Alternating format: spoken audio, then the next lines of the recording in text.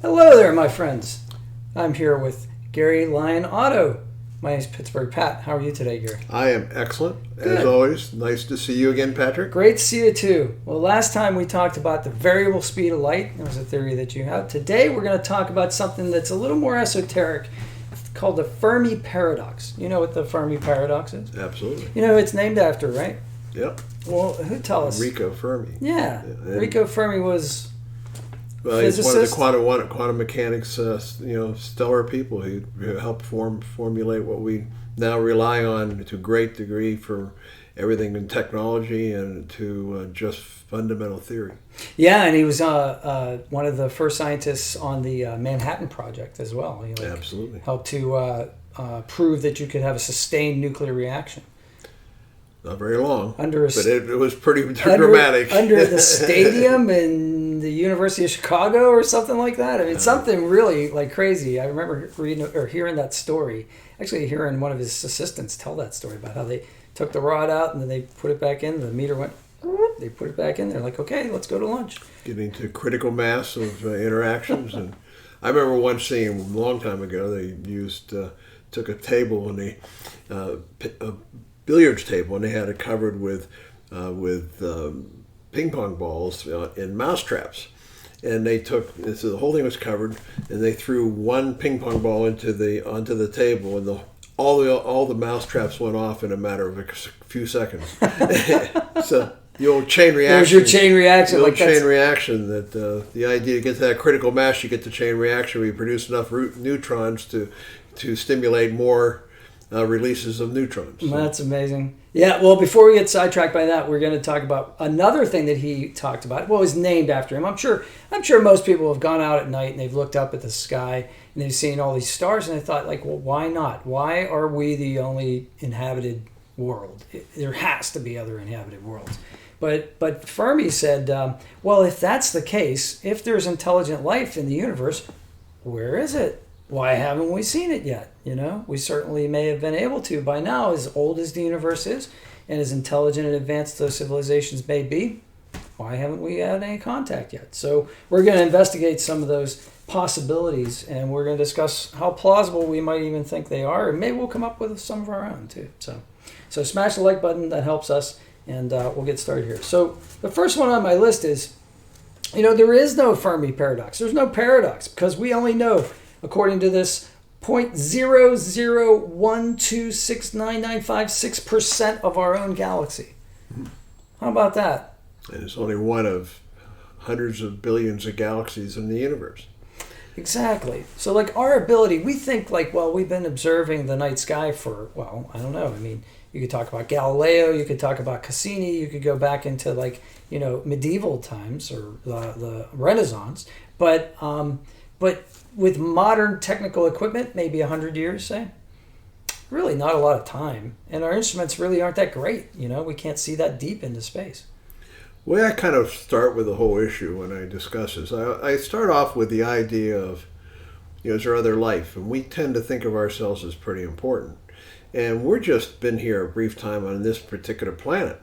I mean, when you really look at it, the Earth's about 4.6 billion years old. Right. And of that 4.6 billion years old, you had about 1 billion years, very little life, if any life, until they finally formed bacteria. And then bacteria comes along, and you had single-cell animals until sometime, really probably after about 800 million years ago, you became multi-cell animals. So out of a 4.6, that's just to just the beginning of a little bit more complex species. And now, but humankind has been around. I guess from the apes and whatever, we still have only a few million years, but really as a Homo sapiens, we've only been around maybe 100,000 years, maybe a little bit more. Right. And then you look at that, we haven't really developed civilization until 10,000 years ago. Right. That's after the last ice age, and then we came out of the ice age with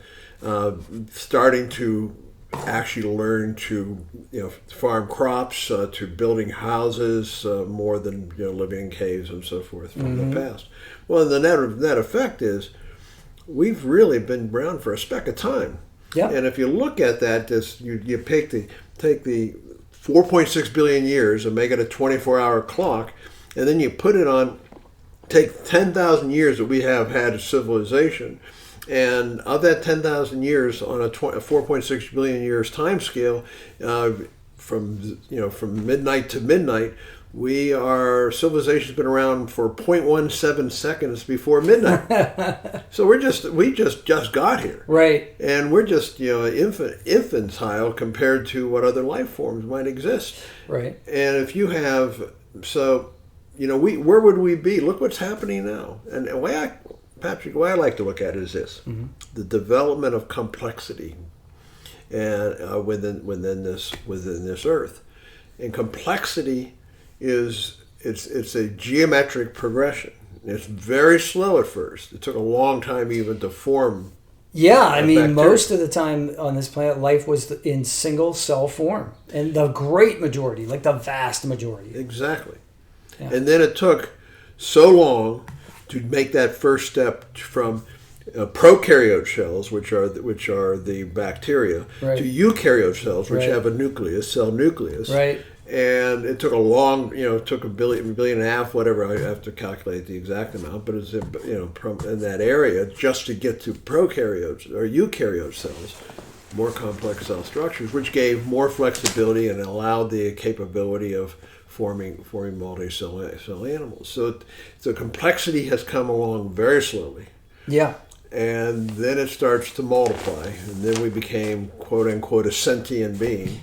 Well, this what you're describing right there, with the long period of time that it seems to take, or at least it took life, biological life to develop on this planet. See, I have to admit right now, I'm a doubter.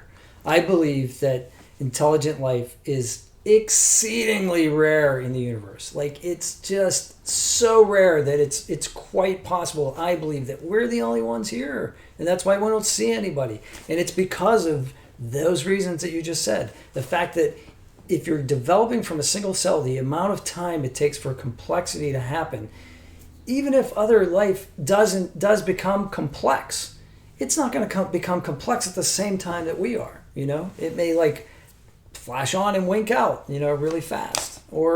But there are those who argue that the universe has been around. You said yourself last week, the universe has been around, what, 14.79 billion years? Yeah, 13.8. About 13. So we were talking about, 13 point, how many billion years? 13.8 billion years. All right, so the Earth's been around 4 billion years, right? So the universe has been around 13 billion. Yeah, 3 times as long at least, or more. So how long have there been like rocks, like habitable planets that? What do you think? Well, it took the initial formation of the universe, the Big Bang. Yeah. All you really had was hydrogen and a lesser percent of helium. That was about all that was formed in the Big Bang. For how long? And we can tell that because we look at interstellar space. We can look and see that's all there is in places that are kind of a pure nursery. So when did planets form? Planets formed really came out of a complex series of processes involving stars. Right. And you needed stars to be the manufacturers of the other elements, which it took to create the dust that they actually eventually formed planets. So 6 billion? No. 8 billion? No. How long did it take? No, it happened very quickly. So happened after stars started to form in the first 4 or 500 million years, and the stars that formed initially were probably fairly large, and there's reasons for that. But there's reason that they were very large, and the very large stars, the larger a star is, the shorter its lifespan. Yeah, it's kind of an irony. So planets have been around a long time, is what I'm trying to say. Well, right, exactly, because the initial stars that are very large ended up forming, in many cases, ended up with a death in the form of probably a supernova. And supernova creates the complex elements that it takes to form... Like what we have in our bodies. Form planets. Yeah. And so they were early on. It's kind of the neat irony of this whole thing, how the universe is constructed. Yeah. You have smaller stars don't do that. They don't explode and blow. Okay. They may release them like the sun will release. So the first generation stars released all the stuff that we needed to make life. Many of the first generation. Okay. Because you tended to have bigger stars in the beginning. Then that means that there's greater possibility for life from the very start, right? Well, initially you formed the idea is you had to pollute what happens when the stars eject their atmospheres back into space, and that gets formed into new stellar systems, and those new stellar systems evolve in whatever form they do. You end up with increased complexity of the chemical mix. Right. And so we've had a lot of that happen. So we've had probably the chemical constituencies that we have on Earth probably been around in the first couple of billion years. So there could be a 10 billion year old civilization out there. Absolutely. Well, then where are they? I mean, that's plenty of time, even with chemical rockets, to populate our galaxy, right? Well, the question is, why haven't we seen them? Right. Well, that's another question. Why? There's the other side of the coin. Let's just go back a little bit. Let's go back to the development of complexity. Okay. So we've had this development of complexity where it took a long time until we finally got control to some extent over how we develop life. But I look at this. Look where we are. Look what's happening the Industrial Revolution is just a speck of time ago. I mean, it wasn't that long ago at all. Yeah. And the digital revolution is, 50 years old or not much more than that. Oh, it's Moore's Law, right? And Moore's Law, the acceleration of chips every 18 months you yeah. double the complexity. Sure. So the thing is, what's happened is the complexity is increasing very rapidly. Oh, yeah. And so if you look at it on a logarithmic scale, if you look at it on a regular scale, it's like this. But if you look at a logarithmic scale, it's this consistent move where the complexity is increasing at shorter and shorter time intervals. Right. I imagine what would have happened if they had the printing press back in the time of Rome. Sure. And that it wasn't illegal for anyone but a religious character to be able to have an education. Yeah, they didn't burn the Library of Alexandria. Yeah, exactly. They did. Yeah, I mean, all that stuff lost. If we had another 1,000 years, where would we be now? I don't know. Do you see? That's a great question. Another reason that I doubt that that there's a lot of intelligent life throwing itself out there, biological life forms throwing themselves out among the stars, is that we're so bad at it. We've been to the moon and back. Now people are talking about maybe going to Mars, but we're just not biologically, we're not suited to travel in space. Why does life have to be biological? We haven't even argued that point yet, but that's a really good point. So I will allow for the idea that non-biological life, maybe machine intelligence or digital intelligence is a word that you like to use. I believe that that's quite possible, that it could be some kind of machine civilization that colonizes the stars. But again, why wouldn't we recognize their signals or their heat signatures? That seems to be a thing that technologically advanced civilizations may have trouble dissipating their heat. So because all of the activity that they use. So there's a theory that the reason that we don't see advanced civilizations is they're all out on the outskirts of the galaxy where it's nice and cool, or they're out further away from the galaxies. Maybe they're in the interstellar medium. Well, I don't think. Or intergalactic medium. It's pretty hard to when you have a background of a star to show up as a heat footprint. That's a good point. I mean, really, you're talking about something that they're having trouble trying to with the exoplanets we're looking at. We're trying to decide their temperatures and so forth. And you get a little bit of an indication of what that is, but that's the whole planet.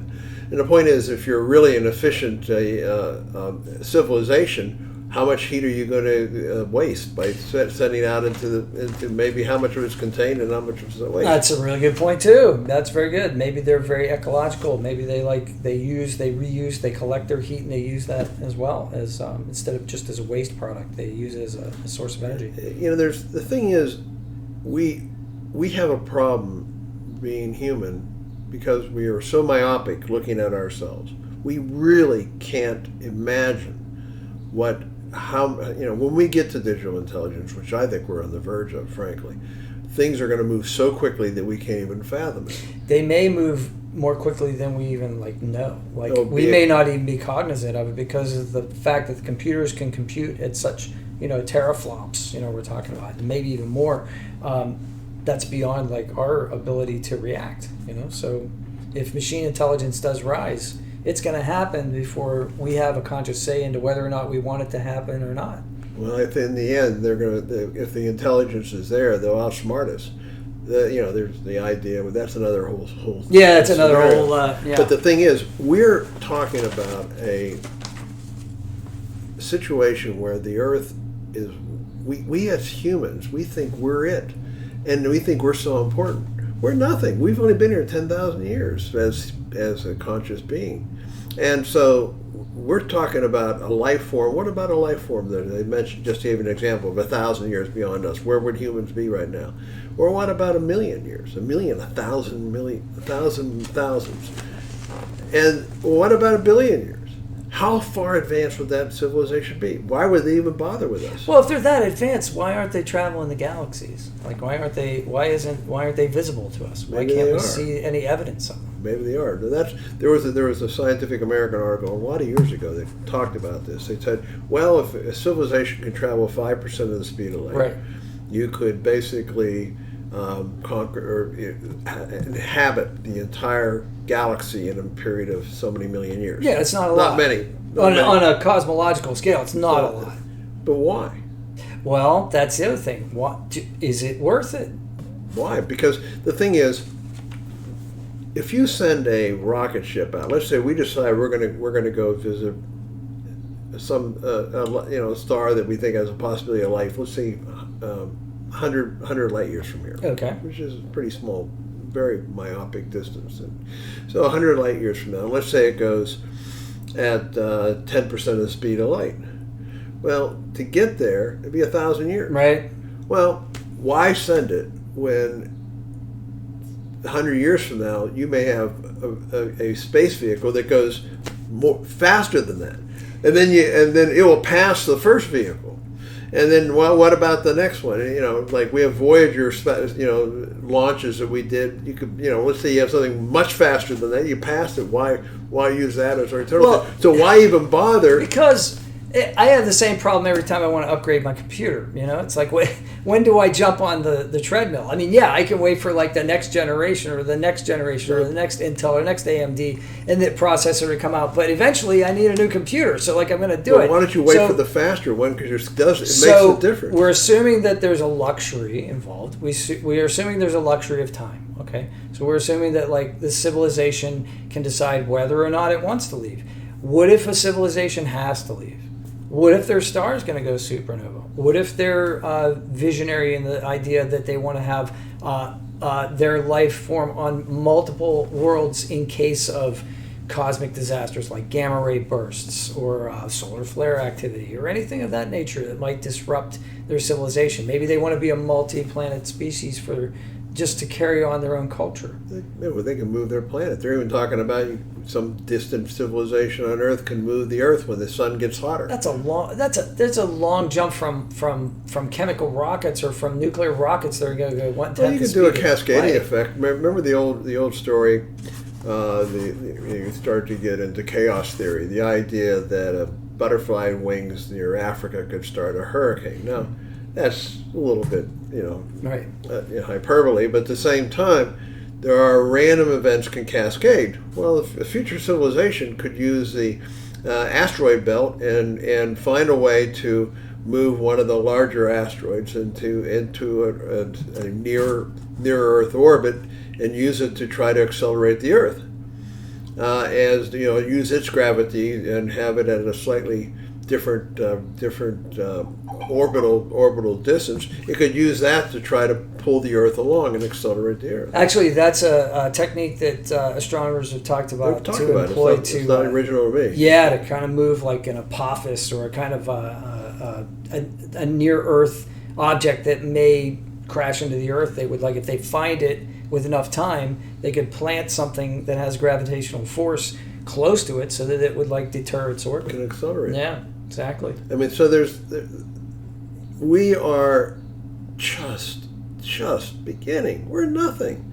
We're nothing compared to the intelligence that's out there. All right. We are nothing compared to how the kind of concept we can't even imagine. Well, what's the possibility that like life would even arise? That's what I get into. It is very likely. I know when we talk about the Drake equation, there's all these variables in here, and the thing with the Drake equation that I think the logic of the Drake equation that falls down is that when you plug in the number of possible inhabitable planets, Earth-like planets. Let's just go Earth-like. Let's just say, like, everybody's going to be oxygen breathers. We'll just assume, like, narrow the odds. That you're going to get such a high number that you're going to make that equation equal 1, which is yes. Yes, there is intelligent life out there that's not us.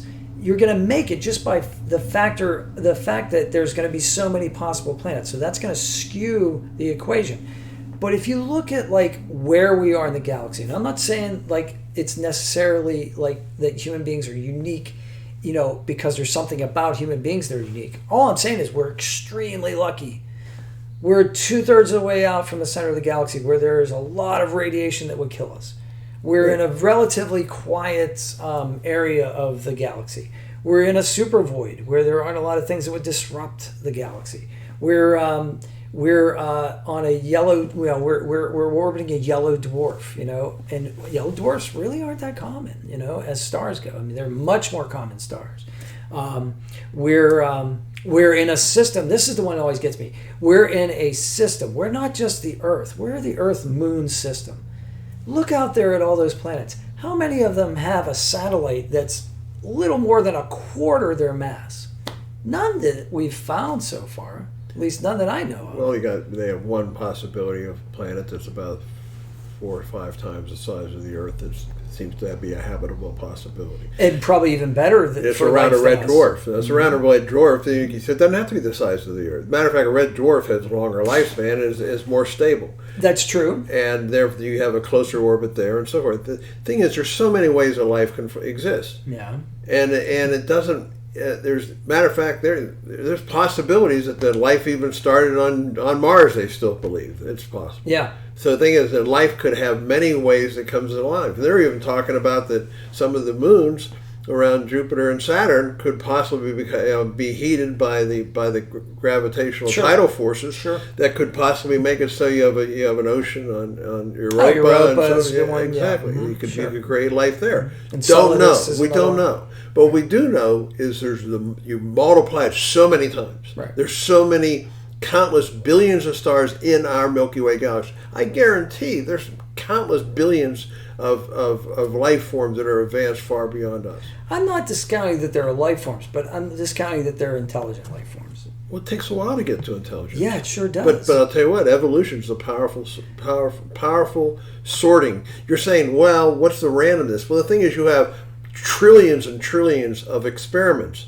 that take to develop a life on Earth, just Earth alone. Yeah. You have trillions of combinations. How many bacteria existed, and how long it took? It took a while to finally get to the eukaryote cells, but at some point, there's so many experiments that were done, and so many. Eventually, you have one that succeeds. And the thing about the success is that it perpetuates its own existence.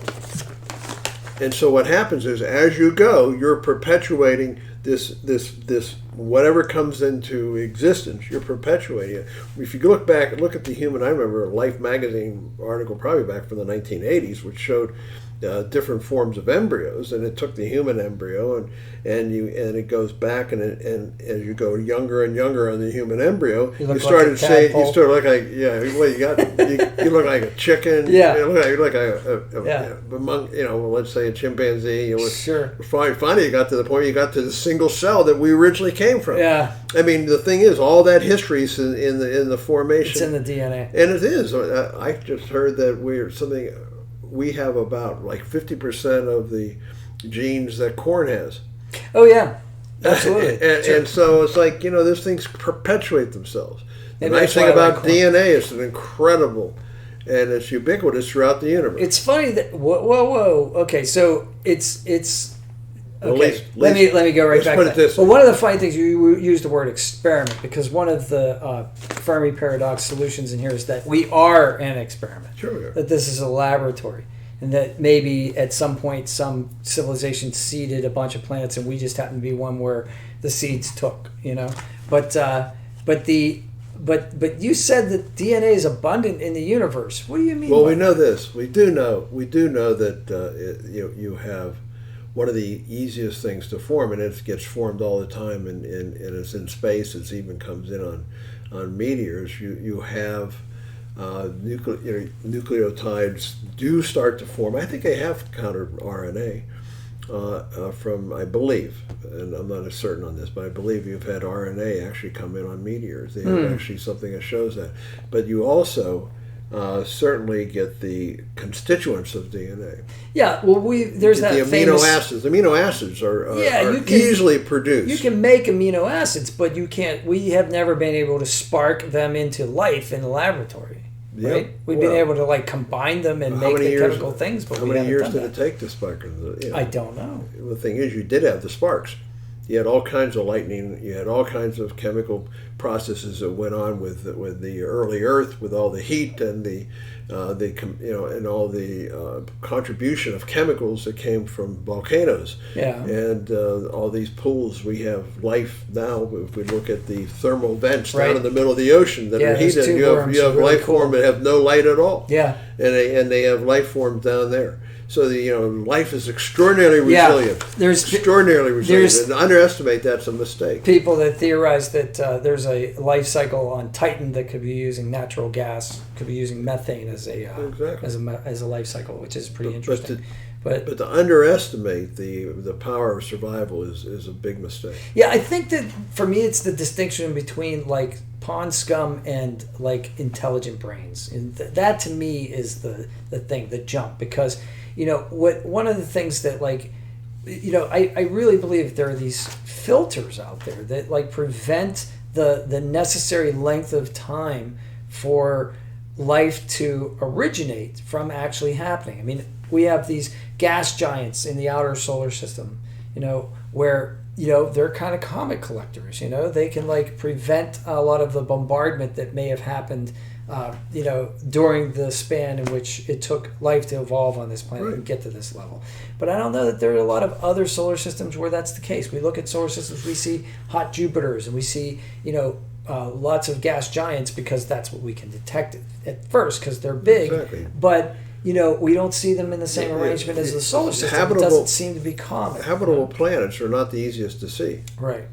And they're going to be hardest. You see the gas giants, as you said. There's some. They're seeing the gas giants close to the sun, where the Jupiter-like planets have lost their orbital distance because of probably headwinds from the original nebula and end up down close to their stars. Yeah. Well, the thing is, that's what you see, and we're only looking at a tiny speck of space.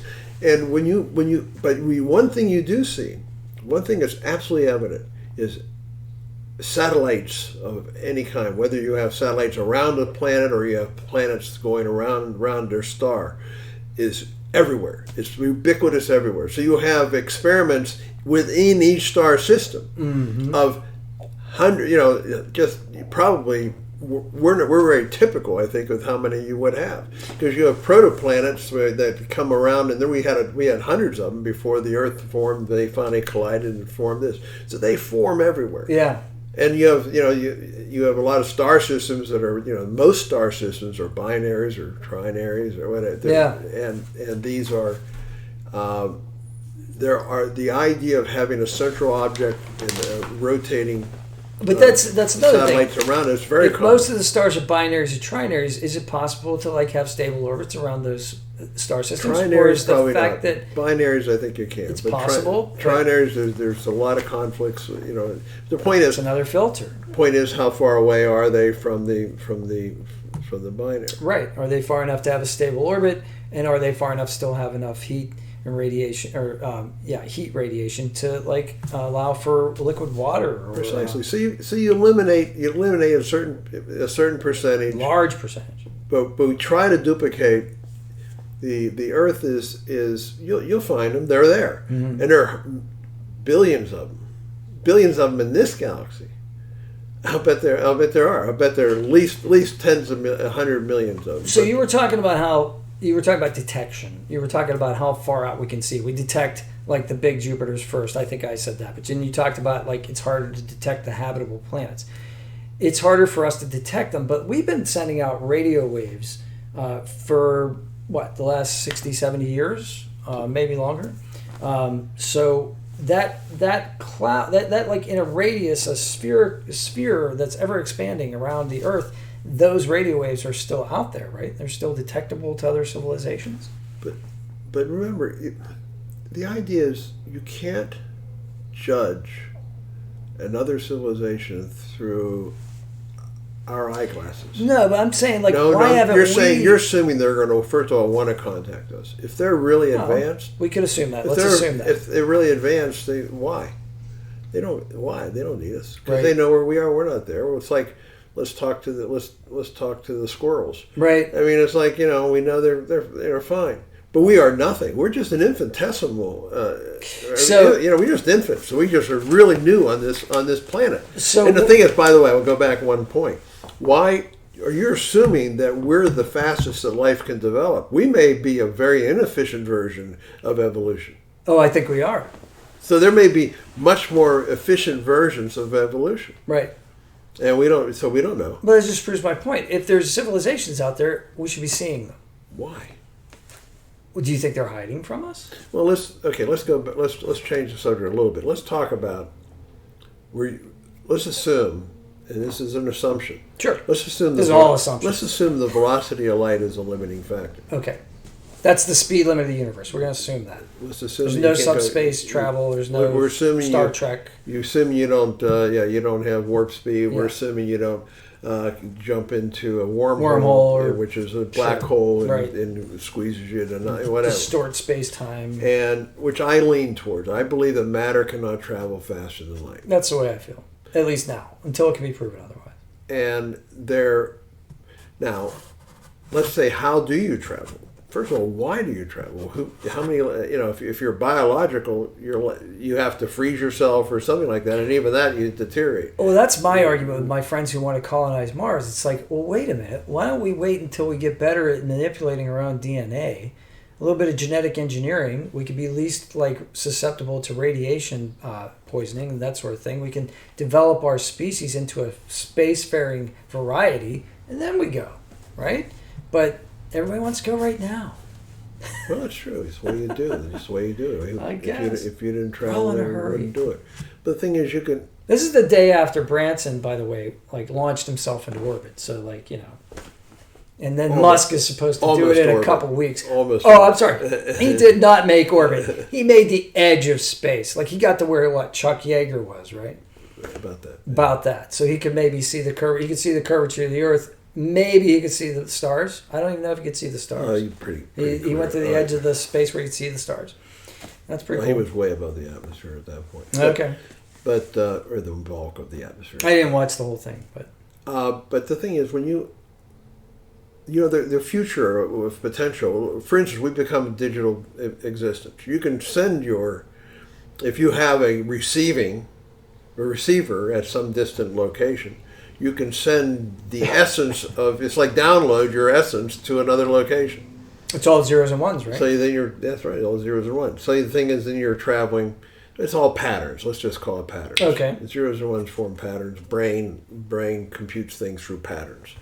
And so what you do is you can get there without having to travel physically there. No physical dangers. Don't have to worry about radiation. You don't have to worry about lead shielding. You have to worry about just loss of signal. Yeah, loss of signal is pretty. Yeah, well, that happens all the time. And that's about it. But the thing is, that's a possibility too. Yeah. Well, the thing is the universe? First of all, we're just saying, does life exist? Right. Just multiply it out. Yeah, that's my argument. I think it's very arrogant of humans to think we're it. We are not even close to it. I don't think it's because of any special reason. Like I said, I just think there's so many other limiting As factors. I said, it'd be a hell of a waste of space. Yeah, that's a really... People, it's a great punchline. People do... Yeah, but it's true, though. You sit down and you figure out how many experiments in this universe are being taken. Maybe that's how many it takes. To create one. Maybe. I don't know. There's just no way. That seems the probability of that is infinitesimal. So according to this, and I have to look at the math from it, but one of the sayings here says that it's possible that we are alone in the universe, and somebody had calculated that the chances of that happening are... Oh, of course I'm not going to be able to find it here. I'm sorry, I shouldn't have done this because now I'm holding this up. We'll edit this out. Oh, based upon the current state of astrobiological knowledge, there's a 53 to 99.6% chance that we are the only civilization in this galaxy, and a 39 to 85% chance that we're the only one in the observable universe. Now, I'd love to see where the math comes in on that. I think the math is very suspect. Yeah, that sounds pretty suspect to me, too. And the thing is, we don't know it. That's, again, arrogant. That's a person who has a vested interest thinking we're unique. What? Who would have a vested We're not even interest unique in in our own planet. We're going to be bypassed so quickly. We're nothing. Because of our own creation. And the thing is, and I don't think we're going to end up biological. I think we're going to biological is very inefficient. I just told Tara that the other day. She was talking about 30 years from now. I said, don't worry about 30 years from now. I said, well, I'll be downloaded into a machine somewhere. It'll be fine. It's like it's to consider us as the end all. It's like saying in a religion that there's only our experience and that's our religion and that's the end of the universe and that goes, So the thing is, here's the real issue. The real issue is this. Are we limited by the velocity of light? Let's assume we are. No, this is the real issue. Are we limited by the velocity of light? Well, tell me how we are. This is the question. The question becomes, I say if yes. we are limited by the velocity of light, it's a waste of time going out to sea in a bunch of I agree. Nations. It's just a waste of time. They don't do it because it's a waste. Sure. So you just develop locally. It's just too hard. But to me, it takes too much effort. I believe that there's much more than that.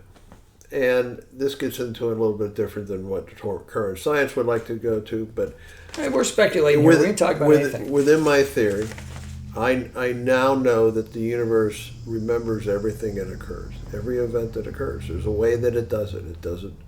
It has a waveform that actually records the event. So we're in a computer simulation, or we're just we are the ultimate computer. The universe itself is a computer. The computer collecting data. The universe records all the information, everything that happened in the universe. That's one of the possible solutions here too. Real quick divergence.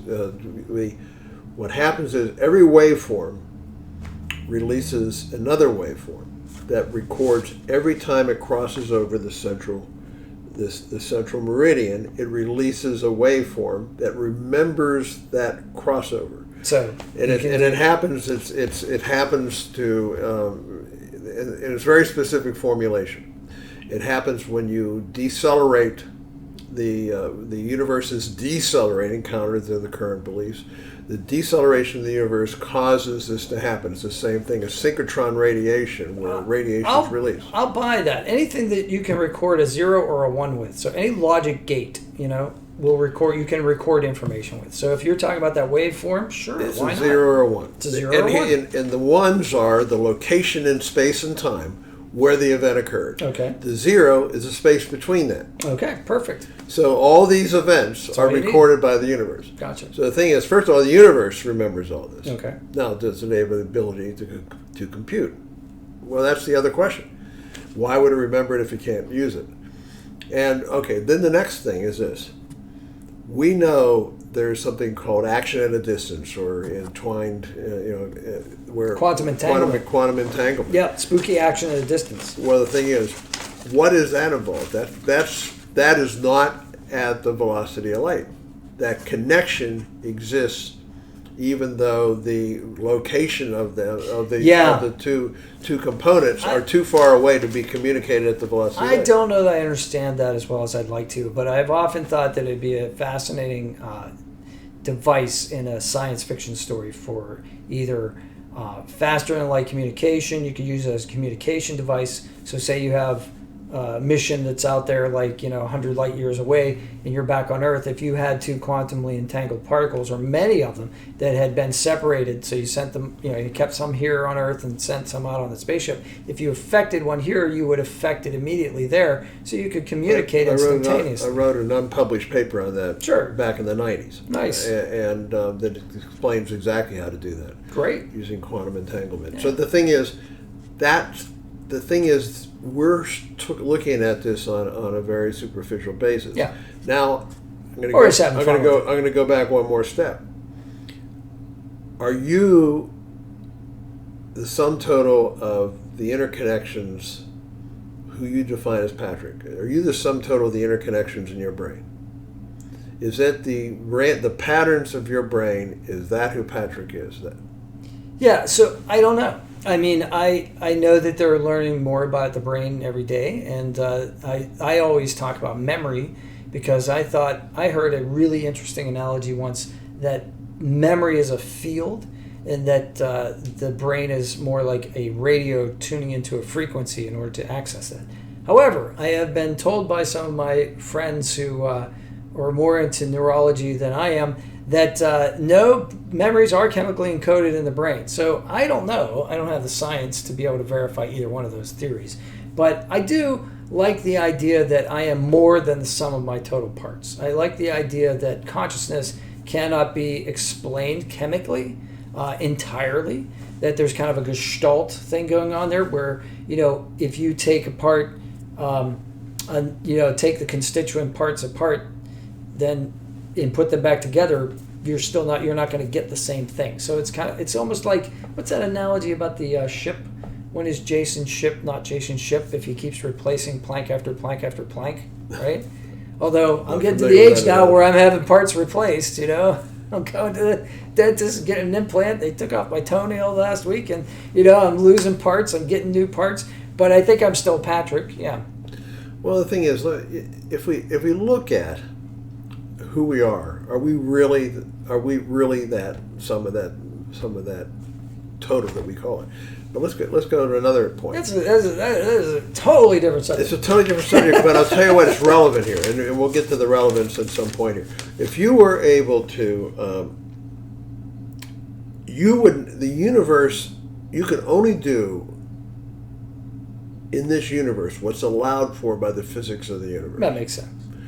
And we can think to some infinite or distant galaxy. Now, we may think it incorrectly, but we can think that there. In other words, we can project our thought to something that's more than a velocity, but not at the velocity of light. We're not sending something out in the form of energy. We're not sending an energy out, but we can perceive something at a great distance. And we can perceive that. So is our thought limited by the velocity of light? Well, it's always been a fascinating subject to me. I mean, imagination, the ability to create things, worlds, stories. Obviously, I'm a writer. So, that's always been fascinating to me. For a while, I did some experimenting with lucid dreaming. So I'd fall asleep and I would have a clock or an indicator in the room, or I would listen to a song while I was falling asleep. And I'd wake up, I'd have a dream, but I'd wake up and it seemed like the dream took a week and a half in the dream, and yet I'm still listening to the same song when I wake up from my nap. So I have no way to account for that. I don't know how to explain that. An insight you get some insight. Where did that insight come from? I mean, something out of nowhere. My muse, I guess. That's what the ancients used to do. The point is, you're talking about the complexity of the pattern that you get that in that insight just with no prior direct input. Right. The question is, if we can think across the universe, even though we may think it falsely, we may be wrong on it. The fact that we can do that, we wouldn't even be able to think any further than what we can see. I can think of. Right. I can see that. Like a dog. I can see a table over there. I Right. can see that. That's all we could think. Right. We are to be able to do that. The physics of the universe allows us to do that. Right. So if the physics allows us to do that, can we exist in a non-matter form?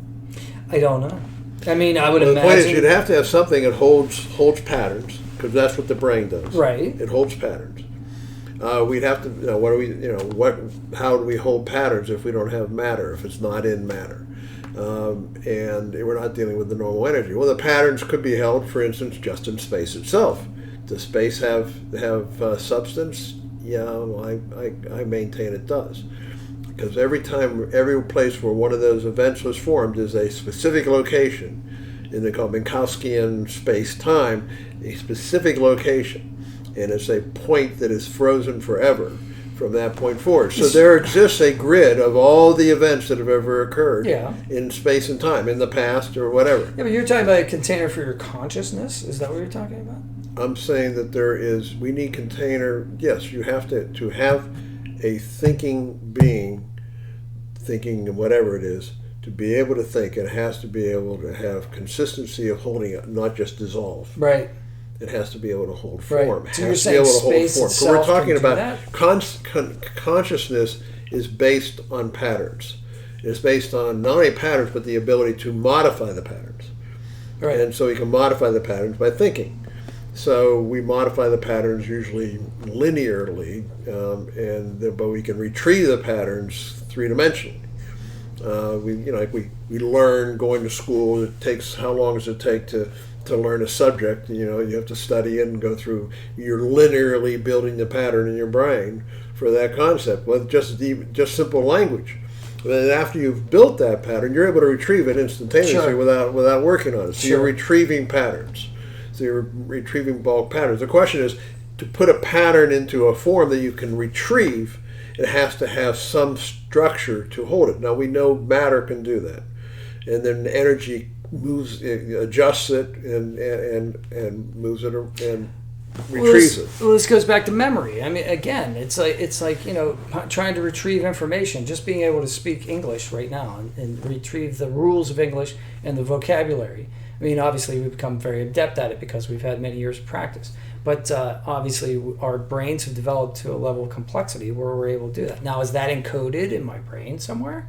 Is that chemically encoded? Maybe. Most people say yes. I don't know. But does spirit have the ability to compute? And I have one of the things that we are the universe, and we touched on this in our last interview. Yeah. The universe is a black hole, and there is it has to be, and the formulas all work out, and that's what general relativity demands. Now you have to adjust how it's currently interpreted, but believe me, that's what it demands. We live on the event horizon of that black hole. That's fine, but so you're saying though that aliens could be here in the room with us just because they're thinking about us? Well, no, I'm going into another issue. I know you are. I'm going into another issue. What happens is when you approach the horizon of a black hole, wavelengths get shorter and shorter. Well, you get to a point where they can't get any shorter. There's Planck limit. You can't form a wavelength shorter than Planck limit. I'll buy that. Okay, I call this the zero layer. Okay. It's what separates. We are part of another universe. Our black hole is part of another universe. Just like every black hole in our universe contains another universe. The difference is what's between the two universes, what I call the zero layer. It's where waveforms can no longer form. And at that point, it's called the zero layer is where action at a distance or quantum entanglement, all that occurs. It's from that layer that all that is possible. So that becomes the active membrane of where all this occurs. Okay. And then the information stored within the history of the universe as it's formed. So you have the computing mechanism is in the zero layer, and the storage mechanism is in the past on the events that have formed. So you're saying that the ultimate advanced civilization is whatever is taking advantage of all this stored information? No, I'm saying as an advanced civilization, we don't know about we already are spiritual. We just don't know about it. The reason we don't know about it is we're not supposed to. Because there's a lot of people that suspect we are. We have this long tradition of spirituality and spiritual and beliefs we have all in our religions, society. our religions, which are either based on fallacy or there's something to it. I mean, there's a lot of, if it's a fallacy, there's a lot of fallacy out there. And quantum mechanics has opened up physics to the idea, the concept that it's more than we think. Yeah. And that's just the beginning. But so that doesn't explain, like, why we haven't seen any other civilizations. Well, that's what I was getting to. Okay. Because first of all, we don't know about it because there's a difference. Time is different in that domain. See, what black holes do is they move dimensions. They move spatial dimensions to time dimensions. And when they say you're on a different dimension, we're talking literally there's a different dimension. Yeah. And when you're on different dimensions, there is a barrier between the dimensions. There's something called flatland, which we're all familiar with. Sure. And for those who aren't familiar, go watch Carl Sagan's Cosmos. It's awesome. Yeah, it's cool. It's like they exist on one planet. Carl Sagan's, not Neil deGrasse Tyson's. Carl Sagan's. And exactly. Sorry, we concur. Yeah, we totally concur. Yeah, that was an abomination. So you have the existence of, if you become, we don't know about our spiritual self. We suspect it. Some believe it to the point of their death that they will do it. But the problem is we don't know it for certain. Right. But we don't know for a reason, because time is different. We're going to want to pump. That's humans are natural nature. They're going to want to pump and find out the future and everything else. Sure. And they're going to try to jerry rig it or whatever. Manipulate everything. Absolutely. Exactly. Well, that's So it interferes with our development. In other words, to know that difference. But there's a point where it doesn't. There's a point where you're advanced enough where you can deal with where we actually can coexist in our dual nature of the spirit. What, as I said, you are not just your computer linkages of your brain. Yeah. You are more than that. Yeah. So you have an existence. Now we're talking soul, and therefore I know that's verboten when it comes to physics. No, we're talking about possibilities of alien life to exist. And we're talking about how alien life could evolve beyond a mere biological form and travel. So, yeah, we can talk about machines. We could also talk about pure spirit. We could talk about all kinds of limitless travel that doesn't involve breaking the speed of light. Spirit. This is all speculation. We don't need any physics for this. But spirit travels instantaneously. Well, that's what we're saying. Like thought, spirit, it can travel instantaneously. So to say we don't have anything here, that's great. But it's totally we may be under view constantly. We might be all surrounded by this room. It might be a ghost in this room right now, but we don't. We're not talking ghosts. We can't prove any of it. Well, not yet. But we could see an advanced civilization with the telescopes that we have. We could see it with radar, with the radio telescopes we have. If they were communicating, if they were out there. Why can't we? Well, they'll show us when they want us to know. So they are hiding from us. No, they don't care. They're concealing themselves. We're not that important to them. Right. But they can come by and see what's going on, and you can travel the universe without ever having to, on this scenario. Yeah, this scenario. It's just a theoretical scenario. Right. So we're looking at the wrong We may be looking at the wrong place. We're looking for physical structures. Right. Because that's what we're based on. Sure. Because humans are based on right. that. But we might be, at least for now. Well, we got to start there, right? I mean, we can't just go leaping into conjecture. We just start with the scientific approach first. Say we have radio telescopes. Why don't we look for radio signals? And that's what Seth Shostak and SETI. That's what they've done. Well, exactly. And but they to no avail. They may not send out radio signals because they don't have to. That may be a great point. One of the reasons that the radio astronomers looked at is because they said it was cheap to do so. Well, maybe the aliens aren't cheap. Maybe they have an abundance of energy and they can communicate across subspace. I mean, Maybe they have some kind of subspace, but then again, that may abrogate the law of physics. But maybe they use high energy particles that we just aren't looking for, Maybe all these gamma ray bursts that we see, maybe those are forms of communication and we're just unable to interpret them, Well, they're probably what science really thinks they are. But the thing is, the idea of we're going into an area that I think is becoming more relevant. I think that for you to have a spirit, for it to exist, there has to be a physics to it. I mean, the idea that this is some, up there thing that's just heaven and you're all up in heaven and whatever. No, there has to actually be a physics to it. And the physics to it has to be sufficient to allow for that, not only allow for it, demand that the spiritual existence is there. And I fully believe that because I see essence, I see elements of it, I see how the universe remembers. And if the universe remembers, it has to be able to process it. I think the last thing we talked about, the two things that we had to make a universe. Number one, you have to have existence. And number two, you have to have the ability to observe that existence. Well, I know how the universe remembers every event. So so by remembering it, then you have the zero layer, which is this instantaneous level. There's zero and infinity and one all merged together. And at that point, and that zero layer is the processing mechanism for being able to observe it. Now the point is, do you have individual elements, which we can call civilizations or our souls or whatever you want to call it, contained within that?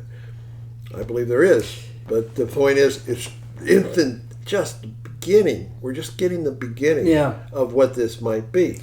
So do you think that like what we're doing now with, human attempts at exploring Mars or exploring the solar system, you think that's a fool's errand? No. I think you got to do that. You think you have to? You got to reach out. That's what it's about. Yeah. It's all about exploration. You explore your mind. You explore ideas. You explore concepts. I think it's something we should do. Why not just send our machines? Why not just because we want the experience.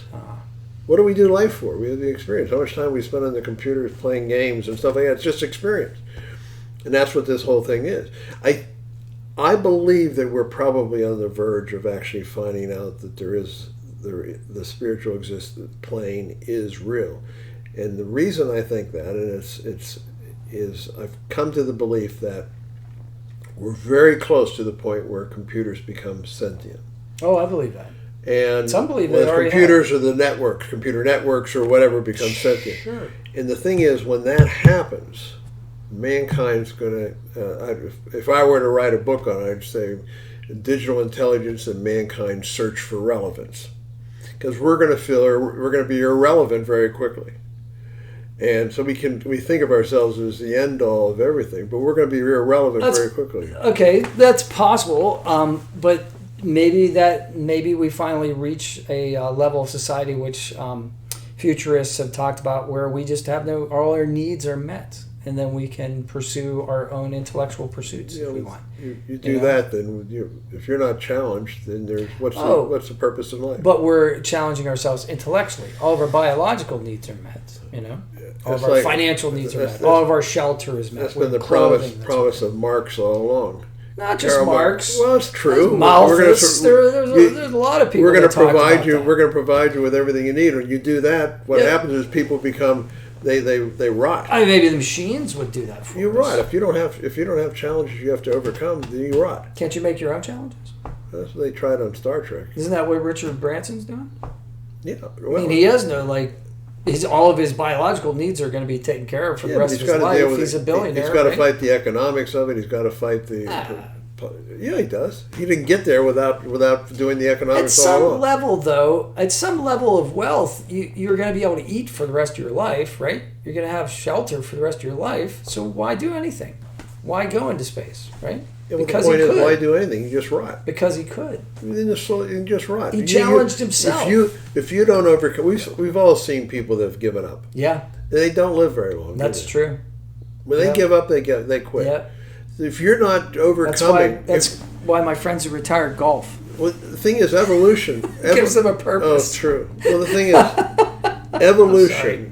Evolution causes a species to overcome its environment. Right. If you're not overcoming your environment, you die off, and well, that's one of the Fermi filters as well. I call it a Fermi filter. That's one of the great filters as well, and part of the Fermi paradox is, what if you had an idyllic planet? What if you had a life form that was in like homeostasis with its surroundings? It had no challenges. It was just hunky dory. Everything was fine. There weren't like climates that it had to overcome. There were no there weren't any it always had food. It always had warmth. It always had shelter. Everything was fine. You don't have any technological advancement. You have no need to create anything. You're in Eden. An idyllic planet, so there's no reason that you would ever want to leave, right?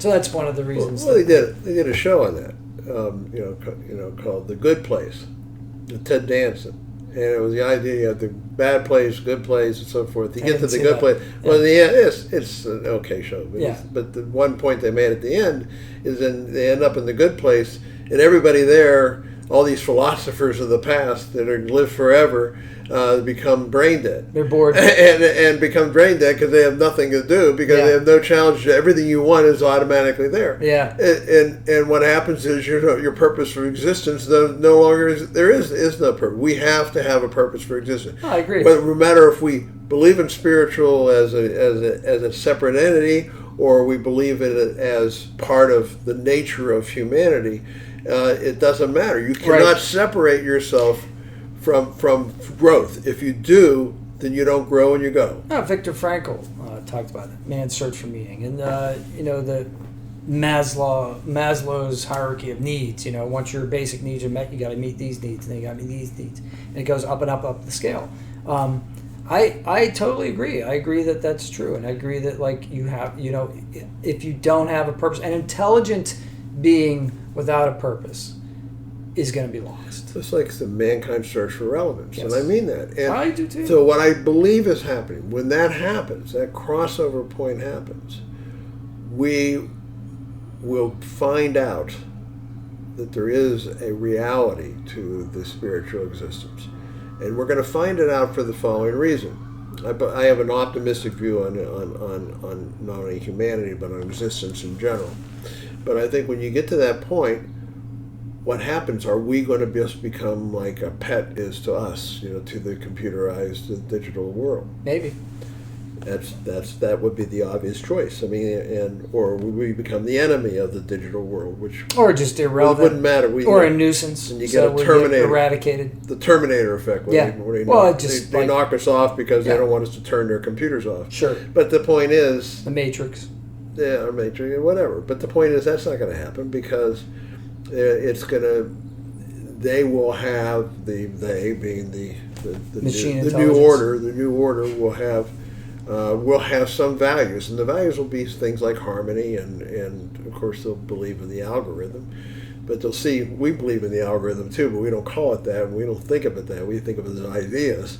Yeah. They'll think of it as the algorithm. Well, maybe they'd have a respect for where they came from. They would realize that they rose because of us mere biological entities, and say, well, you know what, those are our grandfathers and grandmothers. We'll let them hang out in the corner and have a nice life. But the thing is, we will be fairly irrelevant when it comes to making computations.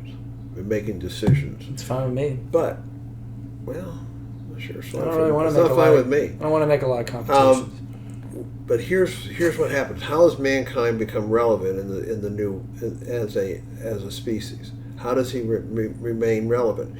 I believe this is what I really believe is going to happen. I think we will become consciously aware and have the physics to prove it, of the existence of the spiritual nature of this universe. And the reason we will do that, the reason we will be allowed to do that, because this is really, our perceptions are largely under control of our own of our other selves. The thing is, we will be allowed to do it because the only thing that's faster than computer is spiritual thought. It's instantaneous. So this leads me to the question: Will machine intelligence have spirit? Yeah, why not? I think the ground has everything on Earth, all the Earth, including the center of the iron in the center of the Earth, was built from events that formed the iron. events, whether it's the Big Supernova. Bang that formed the supernova, and it was formed in it. But everything is built of the events that occurred, because every event contributes a unit of mass. It's a tiny, tiny amount, but it contributes a unit of mass. And the total existence of matter and energy all comes from events that have occurred. It's that observation, the idea of existence and observation. You're talking about quantum events. You're talking about like the collapse of the every waveform. quantum event. Gotcha. Just want to clarify that. So that the history of that event is carried with the matter that's formed by it. Right. So you're saying that matter has memory. Matter has memory. In a very real way. Energy doesn't, but matter does. Free energy. Gotcha. Light doesn't. So when matter is converted to energy, light creates events, what but it happens doesn't remember. to the memory? Matter restores the energy. But I'm sorry, what was that? Oh, when matter turns into energy, what happens to the memory? Well, it still exists. Matter still exists. When it converts completely, the memory is dispersed into space. It no longer can generate new events. Right. Other than, but it can no longer retain events. Retain the information. But you retain events by aging. It's like wiping a hard drive. Aging is memory. Your body's memory, unfortunately, remembering all the stuff it's gone through. We remember, it remembers. We're diverging, but the thing is, we find out that I don't know. I think we're coming full circle, actually. When beings transition to primarily being spiritual, there's no matter to that. There's no need for space travel because you go there anyway. Right.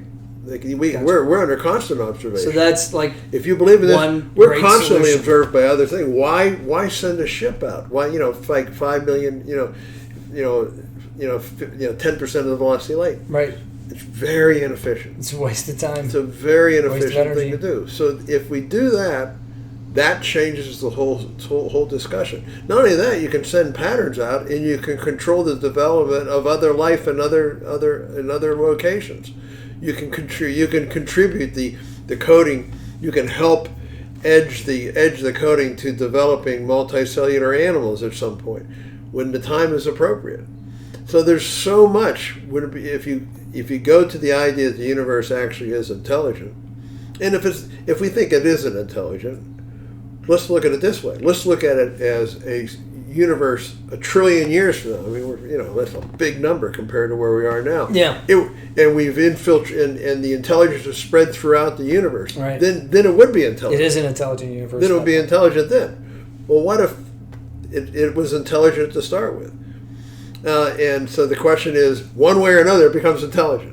Whether we're there yet, or we just haven't seen it. I don't need the physics. I love the idea that there is an intelligent, benevolent universe. It just makes me happy. It is benevolent. So I'll buy that, because it beats like I think. Well, tonight I'm talking to a friend of mine about 2001: A Space Odyssey, and one of the Kubrick quotes I read is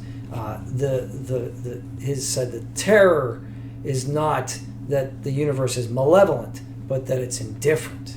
And yes. I don't agree with that. I just don't think that's the case. I don't think it is either. Yeah, but that was Kubrick's like vision in 2001. But even in 2001, he belies that, because they take Bowman and they put him in a nice little room and they feed him and then they evolve him and it's so he actually maybe personally believed the universe was indifferent, but his thesis in that movie seems to say otherwise. Well, I couldn't agree more. I think if you can, the universe is benevolent, and if you can convey that to others, then you really have achieved something.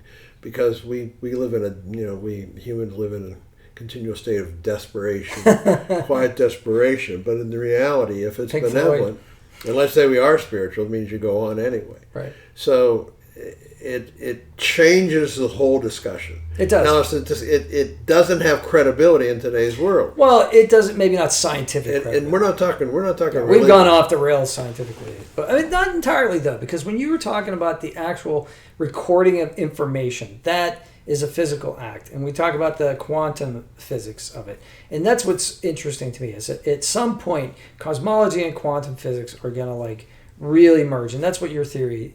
It does talks about. It absolutely and so back to Gary's books. Look up Gary's books. GaryLyonAuto.com. You can buy the books there and check those out. I think we've had a great discussion here. Well, we do, and thanks for your forbearance on the concepts that we have challenged. We could go on for 2-3 more hours, I'm sure, on this subject alone. But well, thank you very much. Thanks. You guys have a great day. Take care. See if you can help somebody without getting caught. And enjoy the benevolent universe.